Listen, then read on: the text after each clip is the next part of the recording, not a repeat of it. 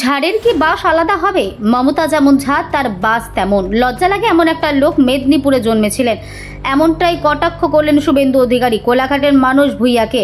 আজ মানুষ ভূঁইয়া এক কর্মসূচিতে কসবা কাণ্ড নিয়ে একটি ছোট্ট ঘটনা বলে দাবি করেছিলেন।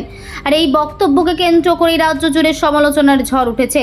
তারই পরিপ্রেক্ষিতে আজ কোলাঘাটে কন্যা সুরক্ষা যাত্রা কর্মসূচিতে রাজ্যের বিরোধী দলনেতা শুভেন্দু অধিকারী সংবাদ মাধ্যমের কাছে এমনটাই প্রতিক্রিয়া দিলেন। পাশাপাশি এদিন মমতা বন্দ্যোপাধ্যায়কে একাধিক বিষয় নিয়েও কটাক্ষ করলেন শুভেন্দু অধিকারী। 55 থেকে 60টা বিজেপিকে দিচ্ছেন, 30টা তৃণমূলকে দিচ্ছেন, 5টা সিপিএম কে দিচ্ছেন।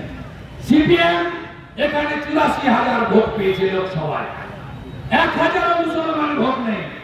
সবই মহাপ্রভু জগন্নাথের দীঘাতে রথের চাকাও বড়েনি, নারকেলও ফাটেনি,